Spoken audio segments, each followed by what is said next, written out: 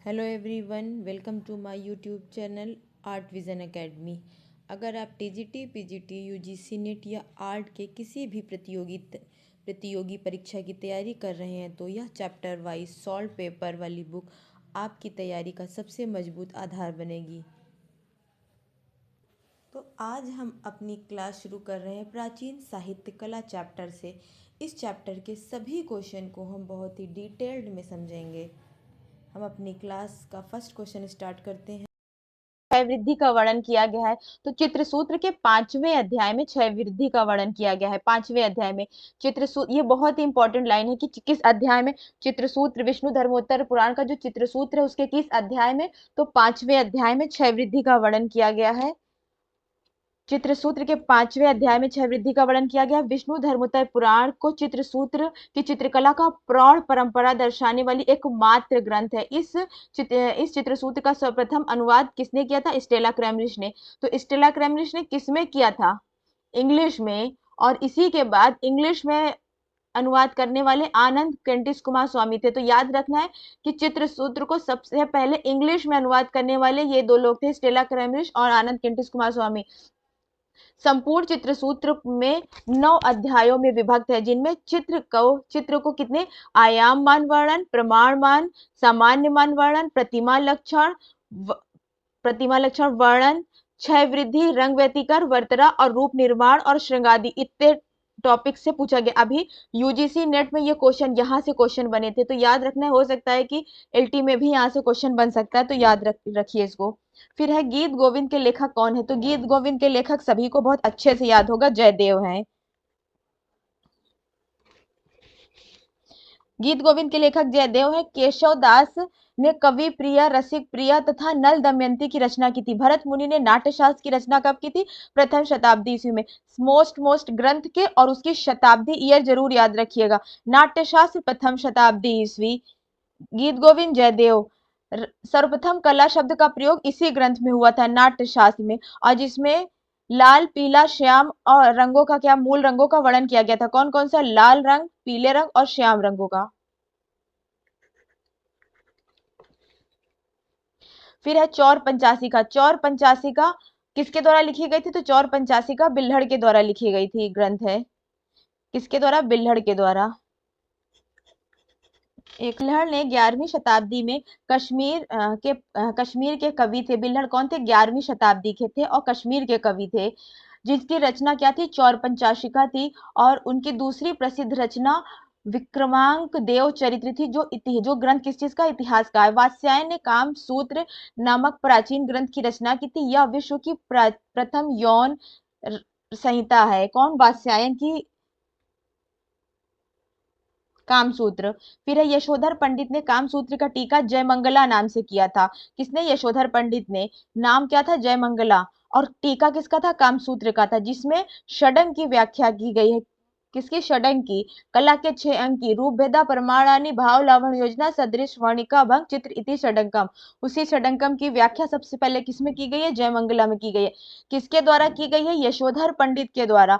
और किस ग्रंथ का टीका है ये? कामसूत्र का। कामसूत्र नामक ग्रंथ में सिर्फ वात्स्यायन ने लिखा है कि कला के 6 अंग होते हैं, और उसके अलावा उसी 6 अंग से इन्होंने और इस श्लोक का वर्णन, श्लोक को लिख दिया। उसी श्लोक को यशोधर पंडित ने वहां से उठा के उस पे पूरा एक ग्रंथ लिख दी। किस नाम से? जयमंगला नाम से।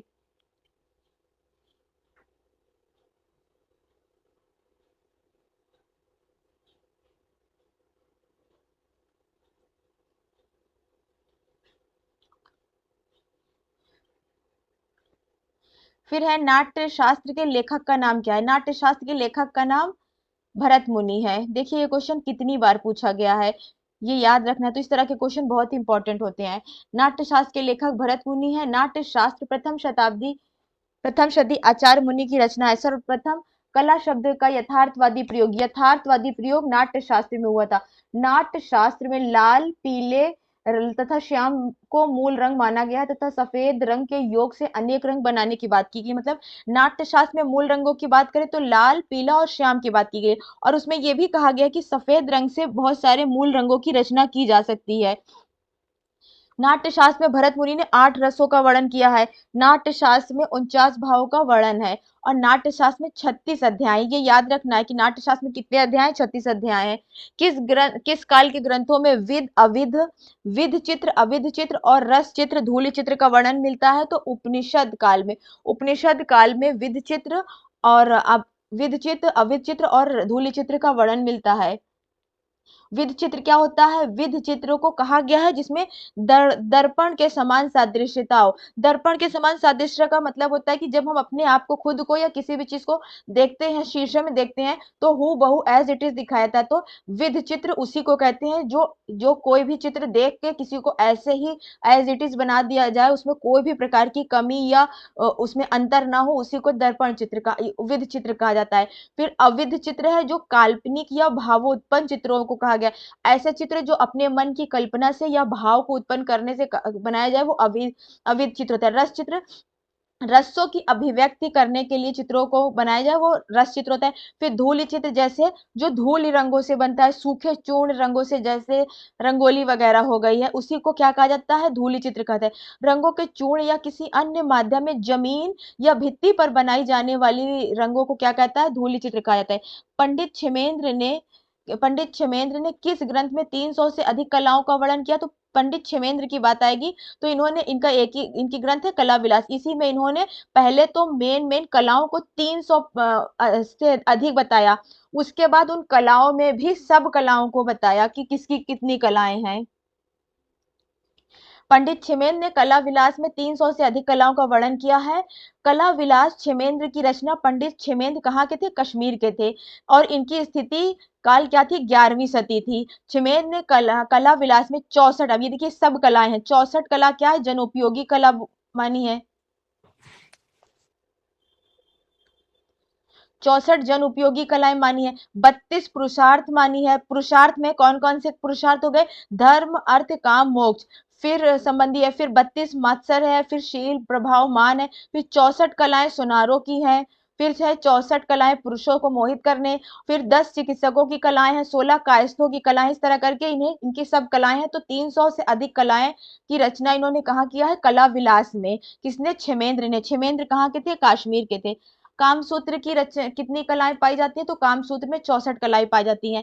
प्राचीन भारत की सभ्यता और संस्कृति इतिहास का क्रमबद्ध प्रस्तुत किया जाने वाली सामग्री कलाओं का महत्वपूर्ण स्थान है। संस्कृत के प्राचीन ग्रंथों में कलाओं की कितनी संख्या है? 64 मानी गई है। भारत की इस 64 विधा कलाओं का परिचय यहाँ वात्स्यायन मुनि ने कामसूत्र के आधार पर किया था। कामसूत्र के तीसरे अध्याय में, ये मोस्ट इंपॉर्टेंट है, तीसरे अध्याय में यहाँ से क्वेश्चन जरूर बन सकता है। 64 कलाओं का विवेचन मिलता है। षडंग का विवेचन भारतीय चित्रकला रसों में नहीं मिलता है। वात्स्यायन कृत कामसूत्र नामक ग्रंथ का टीका जयपुर के निवासी यशोधर पंडित ने 10वीं और 12वीं दिया है यहाँ पे, लेकिन मेन ये 11वीं शताब्दी होगा, याद रखना है। 11वीं शताब्दी में चित्रकला का विचार किसने? यशोधर पंडित ने किया था। और किस नाम से किया था? तो आलेख नाम से किया था, ये याद रखना है, आलेख नाम से। कामसूत्र का अनुवाद किसने किया था? तो कामसूत्र का अनुवाद क्षेमेंद्र अभिनव गुप्त यशोधर पंडित ने। जो टीका किया है उसी को पूछा जा रहा है, बस शब्दों के फेर के साथ। यह यूके में आया था क्वेश्चन, यशोधर पंडित है। कामसूत्र का अनुवाद या टीका करने वाले यशोधर पंडित है। जयपुर के राजा जय सिंह प्रथम, किसके दरबार में? जय सिंह, नाम याद रखिए, जय सिंह प्रथम की सभा में विख्यात विद्वान राजपुरोहित पंडित यशोधर ने 11वीं शताब्दी, देखिए यहाँ सही लिखा है, में कामसूत्र की टीका जय मंगला नाम से प्रस्तुत की। कामसूत्र के प्रथम अधिकरण के तीसरे अध्याय का टीकाकरण करते हुए पंडित यशोधर ने आलेख चित्रकला के 6 अंग बताए हैं। रूप भेदा, प्रमाणानि, भाव लावण्य, योजनम, सदृश, वर्णिका भंग, चित्र इति षडंकम। रूप भेद मतलब रूपों में जितने भी रूप बने, भेद उसमें भिन्नता होनी चाहिए, सब में भेद होना चाहिए।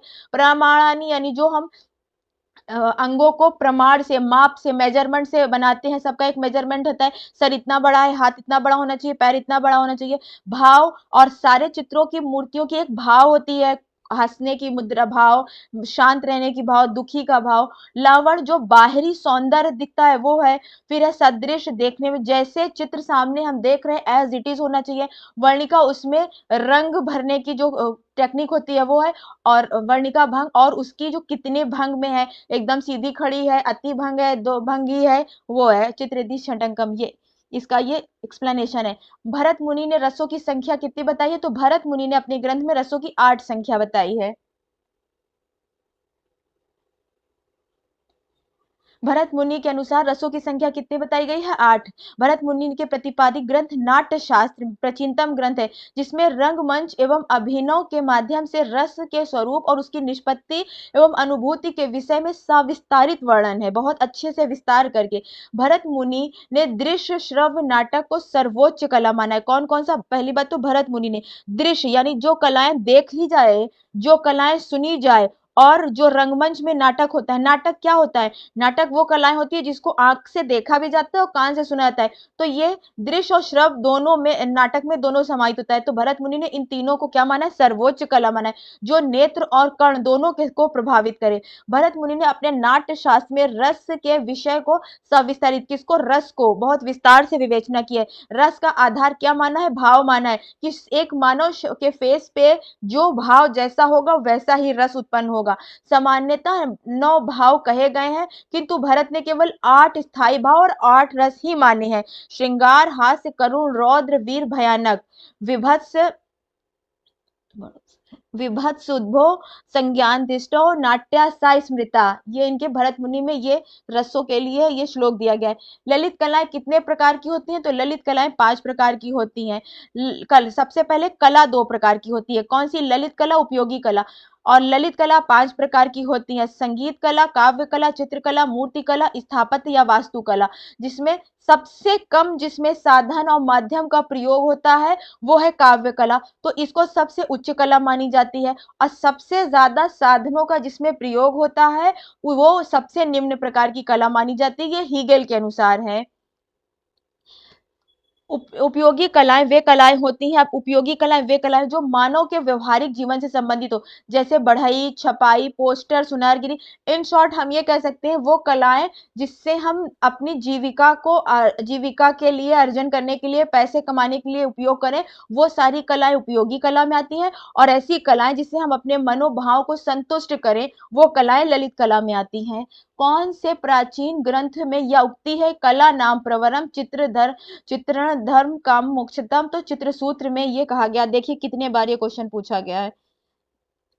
चित्रसूत्रम नामक प्राचीन ग्रंथ में यह उक्ति कला नाम प्रवरम चित्र धर्म काम मोक्षदम है। विष्णु धर्मोत्तर पुराण। अब विष्णु धर्मोत्तर पुराण का चित्रसूत्र है, याद रखना है। कभी पूछ ले चित्रसूत्र किसका पाठ है और ऑप्शन में 4 ग्रंथ दे दे तो याद रखना है चित्र विष्णु धर्मोत्तर पुराण का है। में चित्रकला को कलाओं में सर्वोच्च स्थान दिया गया। कला नाम प्रवरम चित्रम। विष्णु धर्मोत्तर पुराण का चित्रसूत्र भारतीय चित्रकला की प्रौढ़ परंपरा में दर्शित करने वाला मात्र ग्रंथ है। स्टेला क्रैमरिज और आनंद कैंटिस कुमार स्वामी ने अंग्रेजी में किया था और 9 अध्यायों में विभक्त है। ये अभी बता क्या है, ये आयाम मान वर्णन सब पूरा याद रखना है। चित्रसूत्र में चित्रों के कितने 4 प्रकार बताए गए हैं। सत्यवर्णिक, नागर, मिश्र। ये बहुत इंपॉर्टेंट है, याद रखना है। सत्यवर्णिक, नागर, मिश्र चित्रसूत्र में।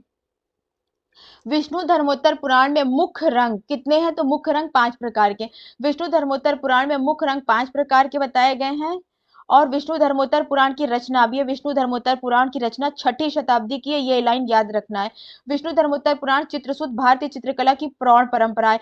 और सर्वप्रथम स्टेला क्रैमरिज ने और ए.के. स्वामी ने अंग्रेजी में अनुवाद किया था। तीसरे खंड के 35वें अध्याय से लेकर 43वें अध्याय में चित्रसूत्र नामक, कहां से? 35 से लेकर 43 अध्याय तक चित्रसूत्र नामक प्रकरण है।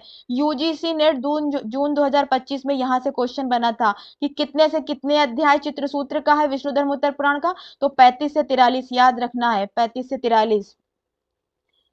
संपूर्ण चित्रसूत्र में 9 अध्यायों में विभक्त है, इसमें 9 रस भी माने गए। चित्रसूत्र में 4 प्रकार के चित्र बताए गए हैं, सत्यवर्णिक, नागर, मिश्र। और विष्णु धर्मोत्तर पुराण में 5 प्रकार के रंग बताए गए हैं, श्वेत, पीत, लाल, कृष्ण और नील। कौन सा? श्वेत, पीत, लाल, कृष्ण, कृष्ण मतलब काला और नील मतलब नीला। इन पांचों रंगों का उपयोग संयोग से अन्य सैकड़ों रंग बन सकते हैं। कौन सा? इन पांचों रंगों को आपस में मिला के, सफेद मिला के, काला मिला के हजारों रंग, सैकड़ों रंग बनाए जा सकते हैं। भरत मुनि ने नाट्य शास्त्र में स्थायी भावों की संख्या कितनी बताई है? तो भरत मुनि ने नाट्य शास्त्र में स्थायी भाव की संख्या बताई है 8। भरत मुनि ने नाट्य शास्त्र में स्थायी भाव की संख्या 8 बताई है, क्योंकि 8 रस है तो 8 ही भाव है। और नाट्य शास्त्र का विषय विस्तार से लिखा है। और भाव संहिता 9 भाव कहे गए। शांत रस बाद में आया है तो वो बाद में शांत रस का शांत भाव है, किंतु भरत मुनि ने केवल 8 स्थायी भाव और 8 रस माने हैं। ये श्लोक है। और इन 8 में से 4 को ही उनमें 4 को उन्होंने प्रमुख माना है। रति, क्रोध, उत्साह और जुजुप्सा, ये 4 है। ये याद रखना है कि 8 में से 4 को उन्होंने कौन से को इंपॉर्टेंट माना है? रति, क्रोध, उत्साह और जुजुप्सा, जिसमें हास, शोक, विस्मय और भय की अनुभूति होती है। भरत मुनि ने नाट्य शास्त्र में कितने 37 अध्याय बताए हैं? और मध्यम आकार की, भरत मुनि के अनुसार जो मध्यम आकार की नाट्यशाला होती है वो 62 हाथ चौड़ी और 32 हाथ लंबी होती है। जो नाट्यशालाएं होती थी उस समय, जहां नृत्यांगना नृत्य करती थी, वो कितनी लंबी और कितनी चौड़ी होती? तो 62 हाथ चौड़ी और 32 हाथ लंबी होनी चाहिए। नाट्य शास्त्र में भरत मुनि ने 49 49 भावों की विवेचना की है। 8 स्थायी, 33 संचारी और सात्विक भाव है। फिर है वास्तुविधा। वास्तुविधा का विशद विवेचन किसने किया था? तो वास्तुविधा का विशद विवेचन अपराजित परीक्षा में किया गया। ये 12वीं शती का और लेखक इसके कौन है? भुवन देव है।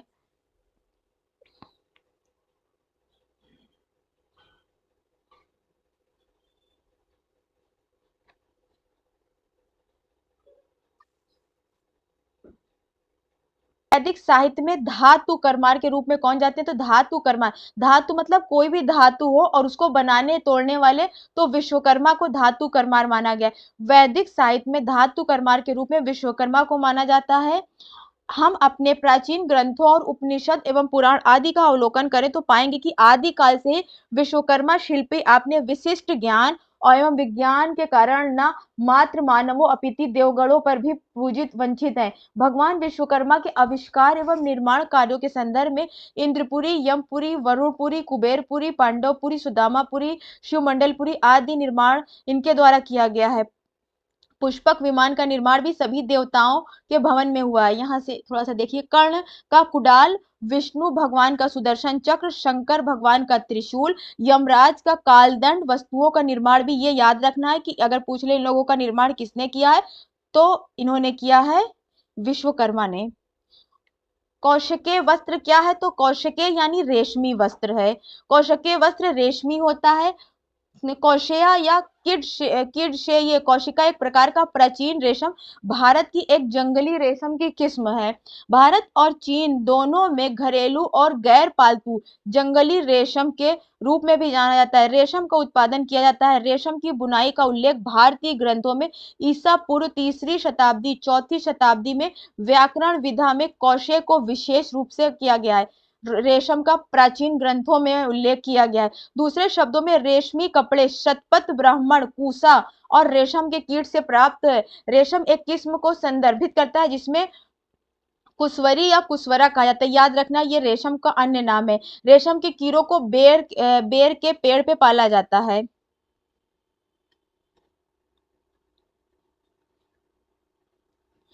समाज की भौतिक आवश्यकताओं को पूर्ति करने के लिए क्या होता है? अभी हम पढ़े हैं उपयोगी कला भौतिक आवश्यकताओं की पूर्ति के लिए है। तो उपयोगी कला और व्यावसायिक कला भौतिक आवश्यकताओं की पूर्ति के लिए मानी जाती है। समाज की भौतिक आवश्यकताओं की पूर्ति के लिए जो कला उपयोगी है वो क्या कहलाती है? व्यावसायिक कला। उपयोगी कला आजकल प्रायः शिल्प और क्राफ्ट के कार्यों को कला शब्द के लिए संबोधित किया जाता है, जैसे चर्म कला, काष्ठ कला, पुस्तक कला। उपयोगी कला या टेक्निक निर्माण, शिल्प कौशल जैसे व्यवहारिक विषयों में कौशल और विधियों से संबंधित है। यह वाक्यांश अब फैशन से बाहर हो गया, लेकिन इसका उपयोग विक्टोरियन युग के दौरान सबसे पहले प्रदर्शन कला और ललित कला के विलोम के रूप में किया जाता था। मानव शिल्प को 2 भाग, एक चारु शिल्प अर्थात चारु को ललित, ये याद रखना, चारु शिल्प ललित कला, और दूसराकारु शिल्प जो उपयोगी कला के रूप में होता है। यूरोप में इन्हें क्रमशः फाइन आर्ट्स और क्राफ्ट आर्ट्स कहा जाता है। उपयोगी कलाओं को ही यूरोप में उदार कलाएं कहा जाता है। ये पॉइंट थोड़ा याद रखिएगा। किस भारतीय ग्रंथ में रस सिद्धांत पर चर्चा की गई है? तो रस सिद्धांत पे नाट्य शास्त्र में चर्चा की गई है। नाट्य शास्त्र में भारतीय ग्रंथ रस सिद्धांत की चर्चा की गई है। भारतीय रस सिद्धांतों में भावों को स्थायी विभाव और अनुभाव एवं संचारियों में वर्गीकृत किया गया है। इन्हें रस निष्पत्ति का साधन माना गया है।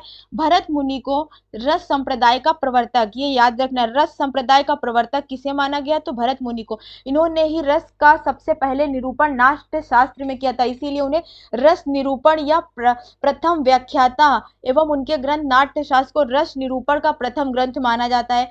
आपने अपने ग्रंथ के 6ठे अध्याय में चित्र सूत्र के 7वें में विभाव, अनुभव, संचारी भाव तथा स्थायी भाव की व्याख्या की है। कलाओं में चित्रकला सर्वोच्च स्थान में किस पुराण में कहा गया है कि कलाओं में चित्रकला? तो ये विष्णु धर्मोत्तर पुराण में कहा गया। अभी हम लोग कई बार पीछे पढ़ चुके हैं। कलाओं में चित्रकला का सर्वोच्च स्थान विष्णु धर्मोत्तर पुराण में है। ये कला नाम प्रवरम चित्रम। और जैसे इसके अतिरिक्त शिल्पकला कला विषयों की सामग्री भंडार के लिए अग्नि पुराण, हरिवंश पुराण और पद्म पुराण है। विष्णु धर्मोत्तर पुराण 6ठी शताब्दी। चित्रसूत्र की प्रौढ़ परंपरा है और अंग्रेजी अनुवाद स्टेला कैम्ब्रिज और ए.के. स्वामी ने किया था। 9 अध्याय बताए गए हैं, 4 प्रकार के चित्र बताए गए हैं और 9 रस बताए गए हैं। उस एक को चुनिए जो अन्य 3 से भिन्न है। चित्र, मूर्ति, नृत्य। चित्र भी दृश्य कला है, मूर्ति भी दृश्य कला है, नृत्य भी दृश्य कला है, लेकिन संगीत क्या है? सिर्फ श्रव्य कला है। उपरोक्त प्रश्न के अन्य 3 से भिन्न संगीत है। दृश्य और श्रव्य कलाएं। रसास्वादन में सहायक इंद्रियों के आधार पर भी कलाओं का वर्गीकरण किया गया है। जिन कलाओं में संवेदन श्रवेंद्रिया द्वारा ग्रहण की जाती हैं, श्रवेंद्रिया यानी सुनने के द्वारा ग्रहण की जाती हैं, उसे हम, जैसे संगीत हो गया, उन्हें हम श्रव्य कहा जाता है। काव्य तथा गीत वाद इसी कोटि में आते हैं। जिन्हें नेत्रों के द्वारा ग्रहण किया जाता है उन्हें दृश्य कहा जाता है। जैसे मूर्ति, स्थापत्य, नृत्य इसी वर्ग में आते हैं। किंतु नृत्य में एक अन्य अनुभव भी विशेष महत्वपूर्ण होता है जो हमारी मांसपेशियों में गति से अनुभूति है। अतः नृत्य कला सबसे अलग और एक विशेष वर्ग बनती है। तो ये याद रखना है कि नृत्य कला सबसे विशेष और अलग होती है, क्योंकि नृत्य में मांसपेशियां भी वर्क करती हैं। इनमें से कौन सी प्लास्टिक कला नहीं है? ये नेगेटिव वर्ड पे बहुत ध्यान रखना है। संगीत कला प्लास्टिक कला नहीं होती है। मूर्ति कला, चित्रकला, वास्तुकला प्लास्टिक कला होती है। प्लास्टिक कला शब्द कला के रूप में जिनमें मूर्ति कला, चीनी मिट्टी की चीजें, मोल्डिंग, मॉडलिंग और प्लास्टिक माध्यम में भौतिक हेरफेर शामिल है। साहित्य और संगीत के विपरीत सभी दृश्य कलाएं जैसे पेंटिंग, मूर्तिकला, फिल्म, फोटोग्राफी सभी व्यापक रूप से उपयोग किया जा सकता है। जैसे जिसके ओरिजिनल रूप में हेर फेर करके उसको नया रूप दिया जा सके उसको प्लास्टिक कलाएं कहा जाता है। लेकिन संगीत का कोई ओरिजिनल रूप नहीं होता है कि उसको उसके रूप में उलट फेर करके नया रूप दे दें, तो इसीलिए प्लास्टिक आर्ट में संगीत कला नहीं आती है। प्लास्टिक कला के उपयोग के लिए सामग्री संकीर्ण परिभाषा है। सामग्री क्या है? मेन परिभाषा है। जबकि संगीत को, एक सॉन्ग को गाने के लिए क्या किसी सामग्री की जरूरत पड़ती है? नहीं। जिसमें नक्काशीदार या आकार दिया जा सकता है, जैसे पत्थर, लकड़ी, कंक्रीट, कांच, धातु। मूर्ति कला का वह रूप जो त्रिविमी हो या 3D होती है, और चित्रकला एक 2D होती है, द्विआयामी होती है। तो ये याद पता चला ना कि प्लास्टिक आर्ट किसे कहते हैं? जो सामग्री जिसमें यूज हो, सामग्री का हम वास्तु रूप बदल के एक नया रूप दे दें, उसी को कहते हैं प्लास्टिक आर्ट। कला शब्द का परिचय सबसे प्रथम कहाँ हुआ था? तो कला शब्द का सबसे पहले परिचय ऋग्वेद में हुआ था। कला शब्द का परिचय ऋग्वेद में हुआ था। ऋग्वेद सनातन धर्म का आरंभिक स्रोत है। इसमें 100 मंडल, 128 सूक्तियां हैं। ऋग्वेद को इतिहासकार हिंदू यूरोपीय भाषा परिवार की अभी तक का उपलब्ध से पहली रचना मानते हैं। यह संसार के उन सर्वप्रथम ग्रंथों में से एक है जिसकी किसी रूप में मान्यता आज तक समाज में बनी हुई है। ऋग्वेद विश्व का पहला ग्रंथ है जिसमें 33 देवी देवताओं का उल्लेख है। ऋग्वेद में कई सूक्तियों तथा विभिन्न वैदिक देवताओं की स्तुति करने वाले मंत्र हैं। यद्यपि ऋग्वेद में अन्य प्रकार की सूक्ति भी है, परंतु देवताओं की स्तुति करने वाले स्रोतों की क्या है? प्रधानता है। ऋग्वेद में लगभग 25 नदियों का उल्लेख मिलता है, याद रखना है, जिसमें सर्वाधिक बार सिंधु नदी का वर्णन किया गया है और सर्वाधिक पवित्र नदी सरस्वती मानी गई है तथा सरस्वती का उल्लेख कई बार हुआ है। इसमें गंगा गंगा का प्रयोग बस एक बार और यमुना का 3 बार हुआ है। ऋग्वेद में ऋषि का उल्लेख 24 बार, कृषि का उल्लेख 24 बार हुआ है। उपयोगी कला का संबंध क्या है? तो उपयोगी कला का संबंध आभूषण, मूर्ति कला, वास्तुकला, संगीत कला, ये तीनों उपयोगी कलाएं नहीं ललित कला है। आभूषण क्या है? उपयोगी कला आती है। उपयोगी कला का संबंध आभूषण कला से है। ललित कला एवं उपयोगी कला जिसमें सौंदर्य अथवा अभिव्यंजना का उद्देश्य प्रमुख रहता है उन्हें ललित कलाएं कहते हैं। जिसमें उपयोगिता का ध्यान रखा जाता है उन्हें उपयोगी कलाएं, उपयोगिता का ध्यान रखा जाए उपयोगी कलाएं कहती हैं। उपयोगी कलाओं को ही प्रायः शिल्प भी कहा जाता है, किंतु शिल्प वस्तु कलाकृति की रचना से संबंधित पक्ष है जो ललित कलाओं में भी उपयोगी होती हैं। कौन कौन सी कलाएं होती है उपयोगी? बढ़ईगिरी, सोनारगिरी निम्न है।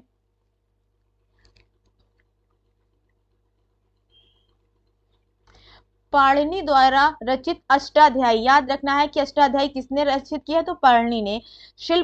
शब्द का प्रयोग किन कलाओं में किया गया है? तो ललित तथा उपयोगी के लिए कौन से वर्ड का प्रयोग हुआ है? शिल्प का। किसमें? अष्टाध्यायी में। अष्टाध्यायी के रचयिता पाणिनि। कला शब्द का सर्वप्रथम प्रयोग ऋग्वेद में हुआ है। कला शब्द का सर्वप्रथम यथार्थ, ये भी लाइन याद रखना है, ये भी कला शब्द का सर्वप्रथम प्रयोग ऋग्वेद। सर्वप्रथम यथार्थवादी प्रयोग भरत मुनि की नाट्यशास्त्र में प्रथम शती में। भरत मुनि ने पहले कला को आलेख्यम कहा था। पाणिनि ने रचित ग्रंथ अष्टाध्यायी में शिल्प शब्द का उपयोग किया था जिसमेंकारु और चारु शब्द का योग। चारु ललित कला हो गई और कारु उपयोगी कला हो गई। पाली भाषा में रचित बौद्ध ग्रंथ का क्या नाम है? तो बौद्ध ग्रंथ का नाम विनय पिटक है। पाली भाषा में रचित बौद्ध ग्रंथ विनय पिटक है। राजा कौशल राजा प्रसेनजीत के प्रमोद उद्यान में एक भाग में मनोरम चित्रागार चित्र संग्रहालय की गई है। कुछ बौद्ध ग्रंथों से यह पता चलता है कि उस युग की चित्रकर्म को आजीविकाओं का क्या माना जाता था? साधन माना जाता था। जातक के चित्रकर्म में सलीतक अथवा शेखारा, खियन या सिप्पा में थंका लगाने की कला का उल्लेख मिलता है। थंका कला कहाँ की मानी जाती है? चीन, तिब्बत, हिमाचल की। जय मंगला के लेखक कौन है? तो जय मंगला के लेखक यशोधर पंडित है। 11वीं शती में जयपुर के राजा जय सिंह प्रथम, यशोधर पंडित 11वीं शताब्दी, जय मंगला टीका, ऐसे याद रखना है। और चित्रसूत्र के आलेख नाम से क्या है? 6 अंग बताए गए हैं। रूपभेदा प्रमाणानि, भाव लावण्य योजनम, सदृश वर्णिका भंग, चित्रिति षडंकम। वात्स्यायन के काम सूत्र में चित्र कितनी कलाओं का उल्लेख किया गया है? तो 64 कलाओं का। यूकेएलटी में आया था 2018 में। वात्स्यायन के काम सूत्र में 64 कलाओं का उल्लेख है और शुक्रानीति के ललित विस्तार में 64 है। 86 प्रबंध कोश में है 72 कलाओं का। शुक्रानीति में 64 कला है, ललित विस्तार में 86 है और प्रबंध कोश में 72 है। चित्रलक्षण नामक ग्रंथ के रचयिता किसने किया था? चित्रलक्षण नग्नजीत ने किया था। चित्रकला में के जन्म के संबंध में भारतवर्ष में एक सुंदर पौराणिक और परंपरागत रूप में प्रचलित है जिसमें चित्रलक्षण नामक ग्रंथ का संकलन किया जाता है। इस ग्रंथ में तिब्बत से तंजौर ग्रंथ माला के अंतर्गत किया जाता है। यह ग्रंथ 3 अध्यायों में, याद रखना है, तिब्बत तंजौर ग्रंथमाला में, और यह ग्रंथ 3 अध्यायों में है। यह ग्रंथ विश्वकर्मा द्वारा राजा नग्नजीत गंधार सीमा प्रांत के राजा द्वारा निर्दिष्ट चित्रकला के लक्षणों का संग्रह है। यह ग्रंथ प्रथम अध्याय से ज्ञात होता है कि राजा नग्नजीत विश्वकर्मा का शिष्य था और ब्रह्मा के समक्ष जब राजा ने चित्र विधा की दीक्षा लेने कोई इच्छा प्रकट की तो ब्रह्मा ने उसे विश्वकर्मा के पास भेज दिया और उसी विश्वकर्मा ने उसे क्या दिया? चित्रकला के लिए प्रशिक्षित किया था। नग्नजीत का नाम ही भयजीत है। सम्रांगण चित्रसूत्र की कौन सी शताब्दी का ग्रंथ है? सम्रांगण चित्रसूत्रधार, याद आ गया। ये कब की है? तो ये 11वीं शती की है।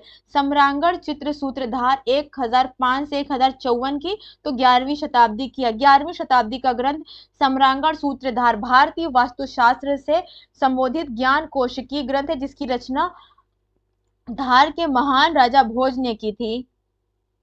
राजकुमार अनिरुद्ध द्वारा चित्र महाभारत के अनुसार किसने बनाया था? राजकुमार अनिरुद्ध का चित्र तो चित्रलेखा ने बनाया था। इसमें कहा जाता है कि वहां की जो राजकुमारी होती है उन्होंने एक स्वप्न देखा था, और राजकुमारी उषा ने स्वप्न में एक सुंदर युवक को देखा था, और स्वप्न से उठने के बाद वो अपनी दासी और चित्रकार थी चित्रलेखा, उनको बताती है अपनी स्वप्न, और उसी स्वप्न की व्यथा से चित्रलेखा चित्र बनाती है, और वो चित्र बाद में पता चलता है कि राजकुमार अनिरुद्ध का है।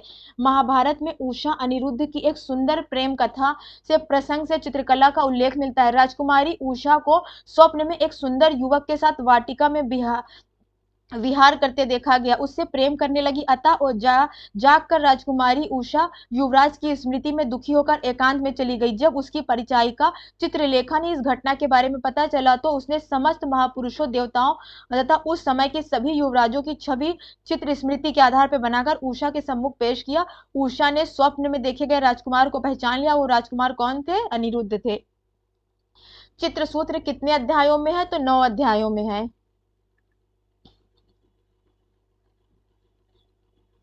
चित्रसूत्र 9 अध्यायों में विभक्त है, जिनमें चित्र का आयाममान, प्रमाणमान अभी पढ़ा के गए हैं, ये पूरा श्रृंगादि तक है। और इस ग्रंथ में कहा गया है कि कृति की आत्मीयता, वेदना, छंद और अनिवर्चनीय रस्मता है, जो वही चित्र कही जा सकती है। बहुत इंपॉर्टेंट नहीं है, बस यहाँ तक याद रखना है। चित्रसूत्र किस पुराण से संबंधित है? तो चित्रसूत्र विष्णु धर्मोत्तर पुराण से संबंधित है। और तीसरे खंड में 35 से 43 तक 9 अध्याय हैं। आयाम मान वर्णन, प्रमाण मान वर्णन, 9 अध्याय का नाम याद कर लीजिए। इस ग्रंथ की रचना मार्कंडेय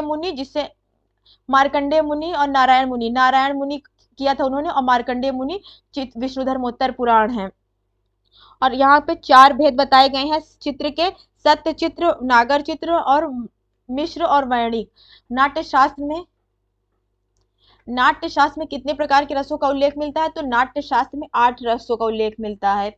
नाट्यशास्त्र में 8 प्रकार के रसों का उल्लेख मिलता है। और भारतीय सौंदर्य शास्त्र के प्रथम दार्शनिक कौन थे? भरत मुनि थे। भरत मुनि ने नाट्यशास्त्र में 49 भावों की विवेचना की है, 8 स्थायी, 33 संचारी और 8 सात्विक। सौंदर्य शास्त्र के अनुसार 9 भाव है, 9 रस है। नाट्यशास्त्र प्रथम शताब्दी का है। रस उत्पत्ति भरत मुनि ने परिभाषित किया था। भरत मुनि ने रस सिद्धांत का प्रतिपादन किया था। भरत मुनि के रस सिद्धांत के बाद अभिनव गुप्त ने रस सिद्धांत का प्रतिपादन किया था। भारतीय सौंदर्य शास्त्र में रस प्रतीति में विघ्न की बात किसने की है? तो अभिनव गुप्त ने की है। ये लाइन इंपॉर्टेंट है। कला मुख्यतः कितने भागों में विभाजित है? तो कला मुख्यतः 2 भागों में विभाजित है।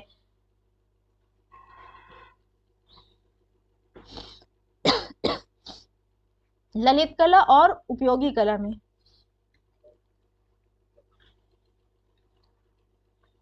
ललित कला का एकमात्र उद्देश्य है केवल मानसिक आत्मिक का आनंद करना, जैसे चित्रकला, मूर्ति कला और स्थापत्य कला। उपयोगी कला का उपयोग क्या है? भौतिक सुख प्रदान करने वाली, जैसे आभूषण कला, वस्त्र कला। ललित कला कितने प्रकार की होती है? तो ललित कला 5 प्रकार की होती है: काव्य, संगीत, चित्रकला, मूर्ति कला और स्थापत्य कला। काव्य कला भी हम आगे बता के गए हैं पीछे। काव्य कला सबसे उच्च होती है, क्योंकि इसमें साधन एक भी नहीं प्रयोग होता है, और जबकि स्थापत्य कला में सबसे ज्यादा साधनों का प्रयोग होता है, सामग्री का सबसे ज्यादा प्रयोग होता है, इसीलिए सबसे निम्न कला प्रकार की कला है। कहा जाता है, हीगेल ने कहा है अपने वर्गीकरण में कि जिस कला में सामग्री का बिल्कुल प्रयोग ना हो वो सबसे उच्च कोटि की कला मानी जाएगी, जिस कला में सबसे ज्यादा सामग्री का प्रयोग होगा वो सबसे निम्न कोटि की मानी जाएगी। सत्यम शिवम सुंदरम कहाँ के दर्शन से अस्तित्व में आया था? तो सत्यम शिवम सुंदर आया था भारत के।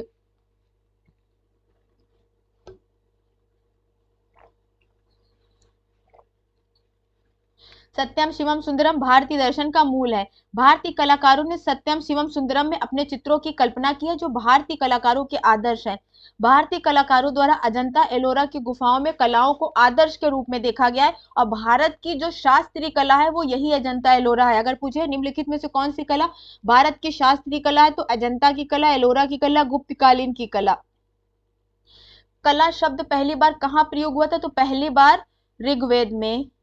यथार्थवादी प्रयोग नाट्यशास्त्र में पहली बार ऋग्वेद में। यहाँ किस नाम से किया गया था? यथा कला यथा शफ मृग शीर्ण सा नियमति, इसी नाम से, इसी श्लोक के आधार पे किया गया था ऋग्वेद में। यथा, याद रखना, यथा कला यथा शफ मद शीर्ण सा नियमति।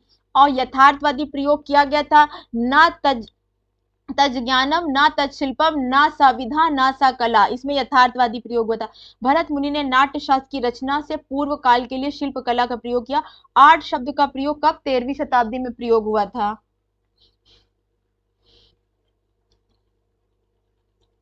भयजीत राजा का नाम नग्नजीत क्यों पड़ा। नग्न आत्माओं को हराने के कारण इनका नाम नग्नजीत पड़ जाता है भयजीत से। भयजीत राजा का नाम नग्न प्रेतों पर विजय प्राप्त करने के बाद पड़ा था।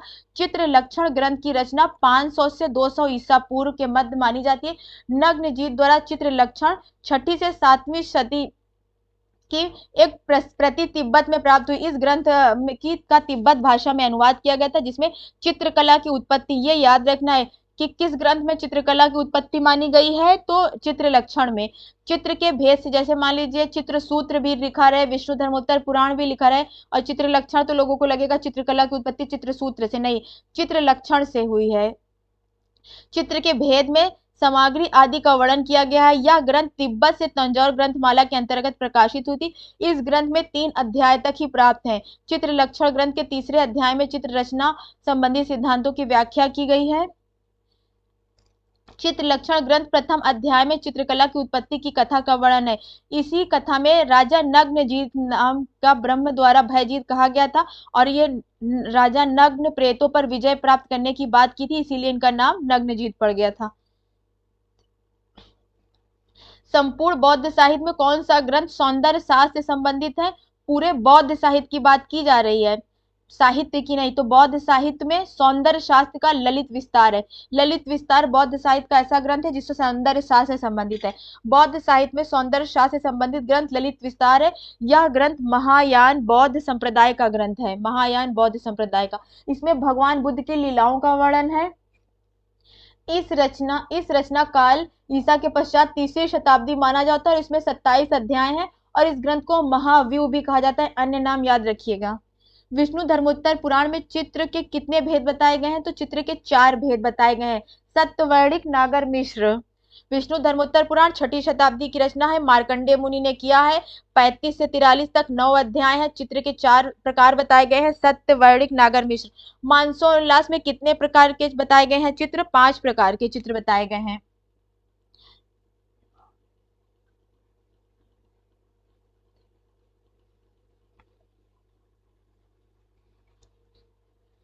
इस ग्रंथ की रचना मानसोल्लास ग्रंथ की रचना 12वीं सदी में सोमेश्वर भूपति द्वारा की गई थी। मानसोल्लास ग्रंथ में 5 प्रकार के चित्र बताए गए हैं। विद, अविद, रस, धूलि, भाव। ये अभी पीछे पढ़ा के गए, कौन सा विद है, कौन सा अविद है, रस है, धूलि, भाव कौन सा है। मानसोल्लास के अंतर्गत अंतराल को क्या कहा गया है, स्थान निरूपण कहा गया। ये लाइन इंपॉर्टेंट है, याद रखना है ये भी। निम्नलिखित दार्शनिकों और कवियों के कालक्रम के अनुसार चयनित कीजिए। तो यहाँ पे हो जाएगा सबसे पहले पाणिनि, फिर भास, वात्स्यायन और कालिदास, ये ऐसे याद रख लीजिए। पाणिनि कब के हैं, पाणिनि, भास, वात्स्यायन, कालिदास। पाणिनि अष्टाध्यायी में चित्रकला का उल्लेख मिलता है, यह 5वीं शताब्दी के हैं। फिर भास आता है, ये 6ठी शताब्दी के हैं, और कालिदास का जन्म 1ली शताब्दी में हुआ था। तो बस उसी से आंसर निकल गया, ये पाणिनि, भास, वात्स्यायन और कालिदास। फिर है सुमेलित करना है। दश कुमार चरितम, 10 कुमार चरितम किसकी है, दंडी की है। फिर शिल्प सूत्र किसका है, भुवन देव का है। और तिलक मंजरी किसका है, धनपाल का। और श्रृंगार शतक भर्तृहरि का। ये ग्रंथ तो इंपॉर्टेंट है, इनका नाम बस एज इट इज याद रख लीजिए लेखक के साथ। दश कुमार चरित 7वीं शताब्दी, आचार्य दंडी। बाणभट्ट की भंति प्रौढ़ लेखक काव्य शास्त्र के क्षेत्र में एकमात्र विद्वान माने जाते हैं। दक्षिण भारत में रजवाड़ों में यह नियम था कि अन्य विषयों की भांति राजकुमार के लिए चित्रकला की शिक्षा प्राप्त करना आवश्यक होता था। दश कुमार चरित का उल्लेख देखने में मिलता है कि कुमार उपहार वर्मा ने अपने स्वयं का चित्र बनाया था। और शिल्प सूत्र किसने लिखा है, भूदेव की रचना है।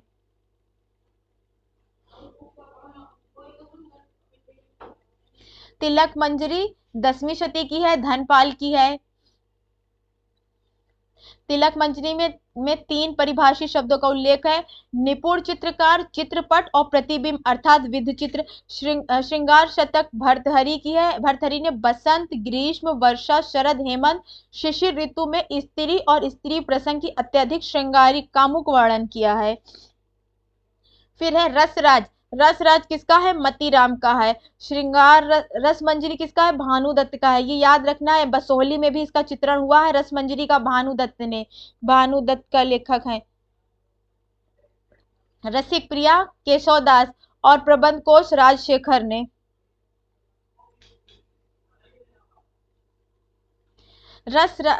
मतीराम हिंदी के प्रसिद्ध ब्रज भाषा के कवि थे। उनके द्वारा रचित रसराज और ललित ललाम नामक 2 ग्रंथ है। रसराज और ललित ललाम। संस्कृत शास्त्र के रसमंजरी का अवलोकन करने का भानुदत्त का गंभीर अवसर मिला। संस्कृत टीका के इस मूल ग्रंथ को प्रख्यात अलंकारिक श्री भानुदत्त को जाता है। रसिक प्रिया, कवि प्रिय और नल दमयंती आचार्य केशव दास की रचना है। काव्य शास्त्र में रस विवेचन का प्रमुख स्थान है। प्रबंध घोष, काव्य मीमांसा और कपूर मंजरी राजशेखर की रचना है। फिर निम्नलिखित भारतीय शास्त्रों में कालक्रम क्रोनोलॉजी सेट करना है। बृहत संहिता 6ठी शताब्दी की है। कादम्बरी 7वीं शती की है। अभिनव भारती 11वीं शती की है। तो यही अभी वाला आंसर हो जाएगा। बृहत संहिता 6ठी की है, कादम्बरी 7वीं की है।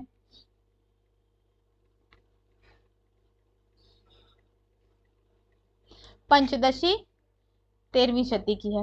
विष्णु के अवतारों का दशावतार, विष्णु के जो 10 अवतार है उसका क्या करना है? क्रम लगाना है। मत्स्य, कूर्म, वराह, नरसिंह, ये हो जाएगा। विष्णु के अवतारों की दशा में संकल्पना सही की गई है। क्या है? मत्स्य, कूर्म, वराह, नरसिंह, वामन, परशुराम, राम, कृष्ण, बुद्ध, कल्कि। कहा जाता है कल्कि अवतार अभी इनका लेना बाकी है। पहले तीन अवतार यानी मत्स्य, कूर्म, वराह, मत्स्य, कूर्म और वराह पहले युग के सत तथा कृत हैं।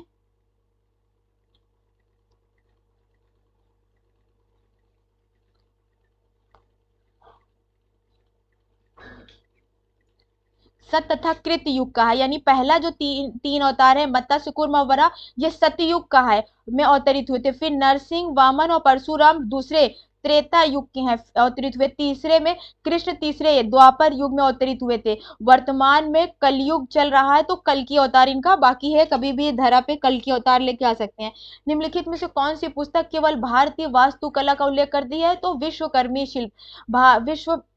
विश्व का सबसे पहला तकनीकी ग्रंथ विश्वकर्मी शिल्प जो विश्वकर्मा के द्वारा था।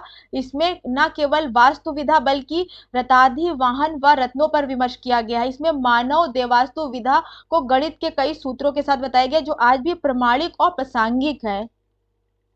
निम्नलिखित ग्रंथों का कालक्रम क्रोनोलॉजी सेट करना है। ये सब नेट में ज्यादा पूछे जाते हैं क्रोनोलॉजी। अष्टाध्यायी 6ठी से 4थी शताब्दी, विष्णु धर्मोत्तर पुराण 6ठी शताब्दी, हर्षचरित 7वीं शताब्दी और कल्पसूत्र 375 ईस्वी यानी 4थी शताब्दी ईसा पूर्व। तो आंसर ये डी हो जाएगा।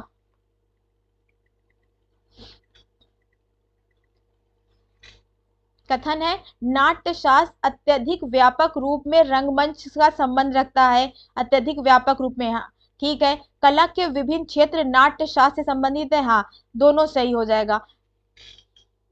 निम्नलिखित ग्रंथों में सही कालक्रम क्रोनोलॉजी बताना है।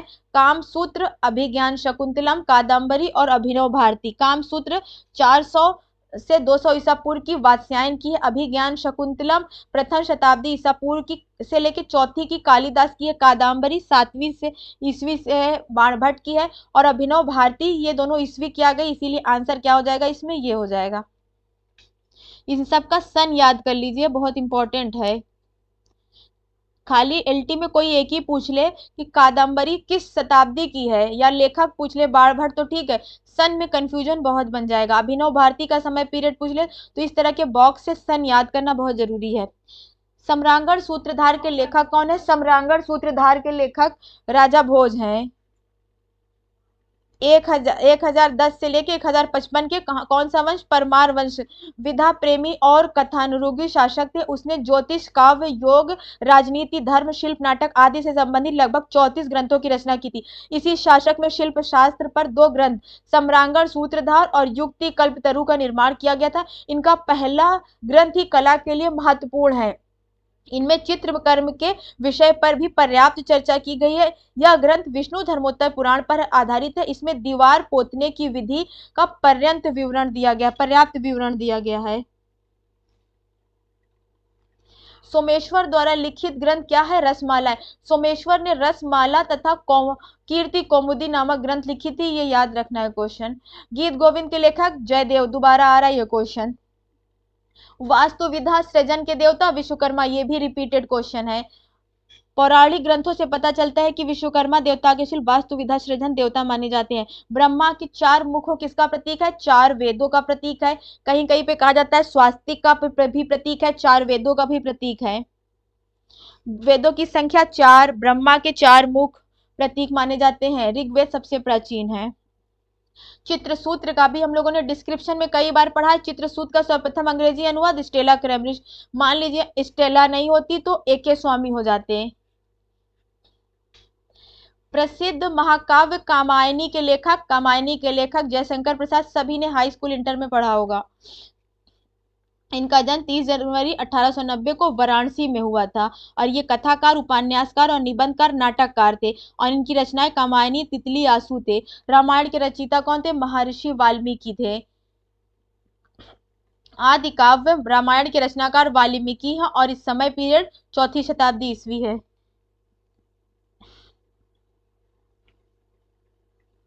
पौराणिक रूप से प्रथम चित्रकार कौन है? तो पौराणिक रूप से प्रथम चित्रकार ब्रह्मा है। क्यों कहा जाता है कि विश्वकर्मा ने भी किससे चित्रकला सीखी थी? तो ब्रह्मा जी से चित्रकला सीखी थी। और विश्वकर्मा से किसने चित्रकला सीखी थी? तो भयजीत, नग्नजीत ने। वो ब्रह्मा जी के पास जाते हैं चित्रकला सीखने, तो ब्रह्मा जी कहते हैं जाके विश्वकर्मा से सीखो। भागवत पुराण में इनकी कहानी है किसकी? भागवत पुराण में किसकी कहानी है? तो कृष्ण जी की कहानी है। भागवत पुराण में कृष्ण की कहानी है। रामचरित में भगवान राम के वंश की कहानी है। महाभारत में पांडवों और कौरवों के बीच युद्ध है। रामायण में भगवान राम का जीवन चरित्र मिलता है। रामचरितमानस में भगवान राम का वंश मिलता है और रामायण में भगवान राम के जीवन चरित्र मिलता है। देवी दुर्गा महिषासुरमर्दिनी की प्रतिमा लक्षण का वर्णन हमें किस महत्वपूर्ण ग्रंथ में मिलता है? तो मार्कंडेय पुराण में। महिषासुरमर्दिनी देवी दुर्गा को कहा गया है। देवी दुर्गा ने महिषासुर नामक दैत्य का वध करके देवताओं और को उसके अत्याचारों से मुक्ति दिलाई थी। उस उक्त प्रकरण के विषय में मार्कंडेय पुराण में विस्तृत वर्णन मिलता है। फिर यहाँ पे नग्नजीत है। नग्नजीत किसने लिखा की पुस्तक कौन थी? चित्र लक्षण थे। यहाँ चित्र सूत्र था तो गलत है। सूत्र को काट के सभी लोग लक्षण लिख लीजिए। जयदेव, गीत गोविंद, वात्स्यायन, कामसूत्र, वराहमिहिर, वृहद संहिता। नग्नजीत, चित्र लक्षण, इसको सब लोग सही कर लीजिए अपने बुक में। जयदेव, गीत गोविंद, वात्स्यायन, कामसूत्र, वराहमिहिर, वृहद संहिता है। तो ऑप्शन नंबर सी सही हो जाएगा इसमें।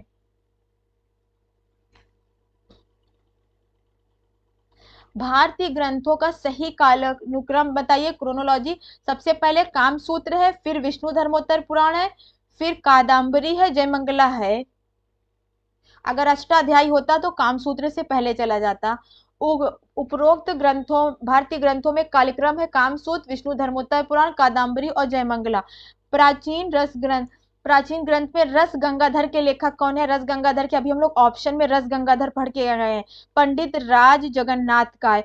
पंडित राज जगन्नाथ प्राचीन ग्रंथ रस गंगाधर के लेखक पंडित राज जगन्नाथ है। ये उच्च कोटि के कवि, समालोचक, व्याकरण के थे। कवि के रूप में उनका स्थान उच्च कोटि, उत्कृष्ट कवियों में गिना गया है। अभिनव गुप्त ने किसने रचना की थी? तो अभिनव गुप्त ने अभिनव भारती की रचना की थी। अभिनव गुप्त ने अभिनव भारती की रचना की थी। जो अभिनव गुप्त क्या है? भारतीय सौंदर्य शास्त्री हैं। इनका जन्म 1016 एडी में हुआ था और कश्मीर दार्शनिक, रहस्यवादी, साहित्य शास्त्र, मूर्धन्य आचार्य थे, कश्मीरी शैव और तंत्र के पंडित थे। वे संगीतज्ञ, कवि और नाटककार, धर्मशास्त्री एवं तर्कशास्त्री थे। अभिनव गुप्त के बारे में एलटी के लिए थोड़ा सा इंपॉर्टेंट हो जाता है। भारतीय अभिनव गुप्त द्वारा नाट्य शास्त्र पर लिखा गया एक स्वतंत्र और मौलिक रचना थी। भरत मुनि ने कलाओं के लिए कौन सा शास्त्र लिखा था? तो भरत मुनि ने नाट्य शास्त्र लिखा था। नाट्य शास्त्र प्रथम शताब्दी ईस्वी, मोस्ट इंपोर्टेंट। भरत मुनि ने निश्चित ही कलाओं में विषय पर पर्याप्त चर्चा की है। सर्वप्रथम कला शब्द का यथार्थवादी प्रयोग इसी में हुआ है। वर्ण मिश्रण संबंधी तकनीकों एवं विधियों पर प्रकाश डाला गया है। रंगों द्वारा भावाभिव्यक्ति, रंगों के मन पर पड़ने वाले भाव भी इसी ग्रंथ में चर्चा की गई है। लाल, पीले तथा श्याम को मूल रंग माना गया है और सफेद रंग को के योग से सैकड़ों रंग बनाने की बात भी यही कही गई है। नाट्य शास्त्र में यह भी बताया गया है कि नाट्यशाला में भित्ति पर नर नारी की मूर्तियां, बेलबूटा और मनोरम दृश्यों को अंकन किया गया जाना चाहिए।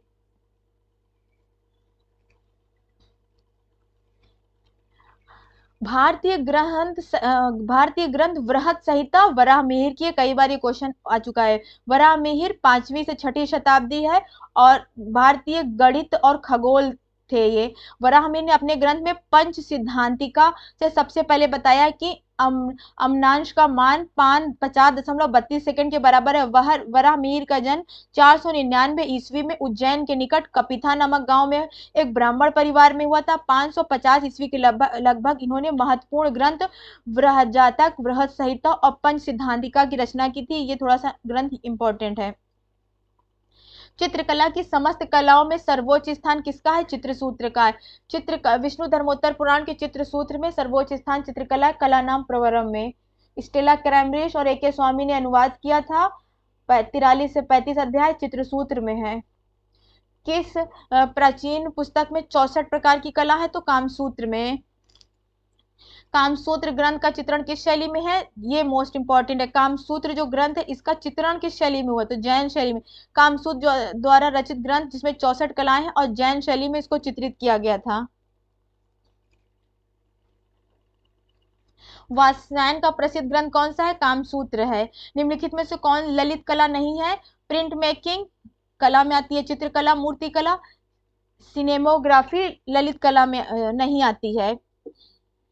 सिनेमैटोग्राफी चित्रकला, मूर्तिकला और प्रिंट मेकिंग छापकला ललित कला के वर्ग में आता है, जबकि सिनेमैटोग्राफी ललित वर्ग के नहीं आता है। सिनेमैटोग्राफी चलचित्र यानी मूवी में आता है। याद रखना है, मूवी का एक नाम सिनेमा से बना है, सिनेमैटोग्राफी। विष्णु धर्मोत्तर पुराण के अनुसार मुख्य वर्ण कितने होते हैं? 5 होते हैं, लाल, पीला, हरा, सफेद और काला। 5 वर्ण होते हैं, लाल, पीला, हरा और चित्रकला बताया गया है चित्रसूत्र अध्याय। हितोपदेश पुस्तक के लेखक कौन है? हितोपदेश पुस्तक, ये क्वेश्चन एफ हो गया था बीएचयू में जब आया था, इसका कोई भी आंसर सही नहीं है। और हितोपदेश पुस्तक के लेखक नारायण पंडित थे, याद रखना है। और पुस्तक में अंतिम पदों के आधार पर इसके रचयिता का नाम नारायण ज्ञात होता है। पंडित नारायण ने पंचतंत्र तथा अन्य नीति ग्रंथों में सहायता के साथ हितोपदेश नामक ग्रंथ का सृजन किया था। कब? 1675 ईस्वी में। स्वप्न वासव दत्ता के लेखक कौन थे? तो स्वप्न वासव दत्ता के लेखक बाना थे। बाना जिसे भास भी कहा जाता है, स्वप्न वासव दत्ता महाकवि भास का प्रसिद्ध संस्कृत नाटक है। इसमें 6 अंक है। भास के नाटकों में सबसे उत्कृष्ट क्षेमेंद्र के बृहद कथा मंजरी और सोमदेव कथा का शरद सागिर पर नाटक आधारित है। महाभारत महाकाव्य किसके द्वारा लिखा गया? तो वेद व्यास के द्वारा। भारत महाकाव्य महर्षि वेद व्यास द्वारा लिखा गया है। महाकाव्य हिंदुओं का एक प्रमुख काव्य ग्रंथ है। इसे भारत भी कहा जाता है। विश्व का सबसे लंबा साहित्यिक हिंदू धर्म का मुख्यतम ग्रंथों में से एक है। भरत मुनि ने अपनी पुस्तक में कितने रसों का नाट्य शास्त्र में किया है? 8 रंगों का उल्लेख किया है। लाल, पीला, श्याम मूल रंग है। नाट्यशास्त्र प्रथम शताब्दी की है। एक अर्थपूर्ण उत्तर देना। यहाँ 4 ऑप्शन है, 4 ऑप्शन को पढ़ना है और चारों ऑप्शन में कौन सा ऑप्शन अर्थ है, बाकी अर्थहीन है, एक अर्थपूर्ण है। सभी कलाएं पूर्णतः स्वतंत्र होती हैं, सभी कलाएं परस्पर टकराव है, सभी कलाएं जड़ होती हैं, सब कलाओं के बीच अंतर संबंध होता है, यही अर्थपूर्ण है। सभी कलाएं पूर्णतः स्वतंत्र नहीं होती हैं, कलाओं में परस्पर टकराव नहीं होता, सभी कलाएं जड़ नहीं होती हैं और कलाओं के बीच अंतः संबंध होता है। चित्रकला, मूर्तिकला, वास्तुकला का सभी का आपस में अंतः संबंध होता है। सभी कलाएं पूर्णतः स्वतंत्र हैं, कलाओं का परस्पर टकराव, सभी कलाएं जड़ होती है, अतः कलाओं में अंतर संबंध होता है। संतुलन ऐसा सिद्धांत जिसमें माध्यम से विरोधी तत्वों की व्यवस्थित किया जाता है। इनमें कौन सा तत्व समस्त ललित कलाओं में विद्यमान रहता है? रंग, रेखा, तो शैली होती है जो समस्त में विद्यमान रहती है।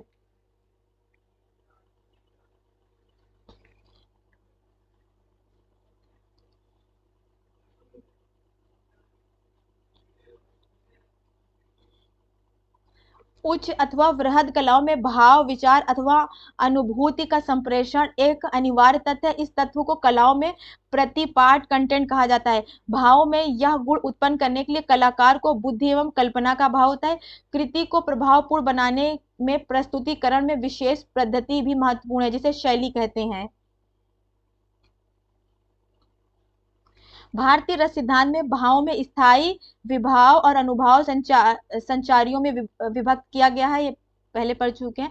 चाक्षुष कला के अंतर्गत, चाक्षुष कला जो हम अपनी आंखों से जिसे सामने से देख सके, ऐसी कलाएं, उसको चाक्षु मतलब नेत्र होता है, नेत्र का समानार्थी शब्द चाक्षु होता है। तो चाक्षुष कला, चित्रकला। संगीत को देखा नहीं जा सकता, कविता को देखा नहीं जा सकता, साहित्य को देखा नहीं जा सकता, चित्रकला को देखा जा सकता है, तो चाक्षु कला चित्रकला होगी।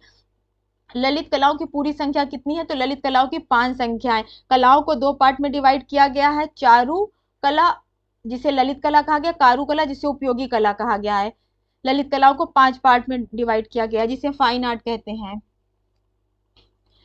कला को वैदिक काल में ग्रंथ की रूप में स्वीकार किया गया है। तो कला को वैदिक काल में ज्ञान की उपविधा के रूप में स्वीकार किया गया। कला को वैदिक काल में ज्ञान की उपविधा के रूप में स्वीकार किया गया। रामायण के समय समाज कला के लिए बड़ा प्रतिष्ठावान था। रामायण में कला का अर्थ शिल्प शब्द का है।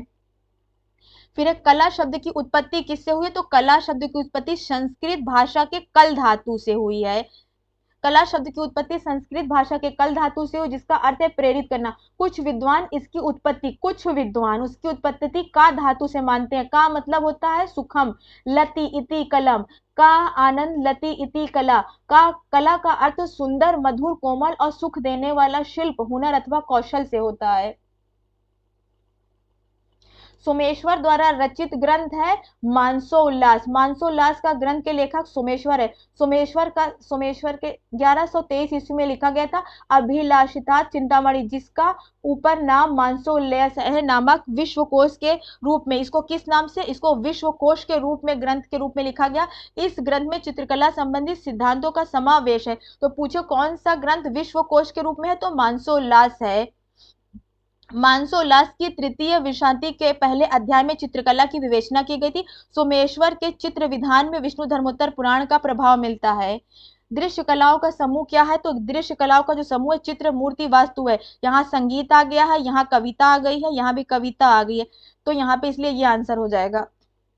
दिए गए जोड़ों में कौन सा युग्म सही नहीं है, नेगेटिव वर्ड है? तो याद रखना है कपूर सुंदरी 11वीं सदी का, कादम्बरी 7वीं का, मानसोल्लास 12वीं का, तिलक मंजरी 11वीं का, यही नहीं है। इसके लिए सन याद रहना बहुत जरूरी है, इसीलिए कहते हैं सन, सबका सारे ग्रंथों का सन याद कर लीजिए। तिलक मंजरी 11वीं सदी की नहीं है, 10वीं सदी की है, धनपाल द्वारा लिखी गई है। प्रबंध कोश ग्रंथ में कितने प्रकार की कलाओं का है? तो प्रबंध कोश में 72 कलाओं का उपयोग उल्लेख मिलता है।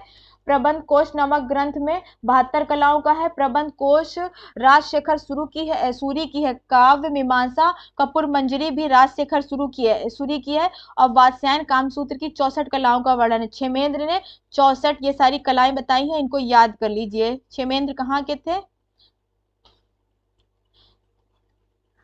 श्रृंगार शतक नामक ग्रंथ किसकी रचयिता है? तो श्रृंगार शतक भर्तहरि की है। श्रृंगार शतक के रचयिता भर्तहरि हैं। वे बसंत, ग्रीष्म, हेमंत ऋतु और स्त्री प्रसंग को अत्यधिक श्रृंगारिता और कामुकता से वर्णन किया है, पहले भी बता चुके हैं अभी। अब यहाँ पे है मैचिंग करना है। विशाख दत्त किसकी है? तो विशाख दत्त मुद्राक्षस की है। फिर है शुद्रक किसकी है? मृच्छकटिकम की है। कालिदास की है मालविघ्नित्रम। फिर उसके बाद भास की है स्वप्नवास दत्ता। ऑप्शन स्वप्नवास दत्ता से ही निकल सकता है।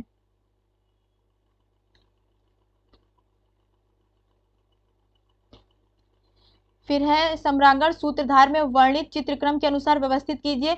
चित्रोदेश, भूमिबंध, लेपकर्म, और ये सारे क्वेश्चन ना इसको रट लीजिएगा, रिपीट हो सकते हैं। चित्रोदेश, भूमिबंध, लेपकर्म और अंडक प्रमाण है। सम्रांगण सूत्र भारतीय वास्तुशास्त्र से संबंधित ज्ञान कोशिकी ग्रंथ जिसकी रचना महाराजा भोज ने 1055 यानी 11वीं शती में की थी। बस आज इतना ही करते हैं, बाकी आगे आप लोग पढ़ के आइएगा, जिसको जहाँ पे समस्या होगी वो पूछ लेगा। ये कठिन पार्ट है, थोड़ा सा पूछ सकते हैं।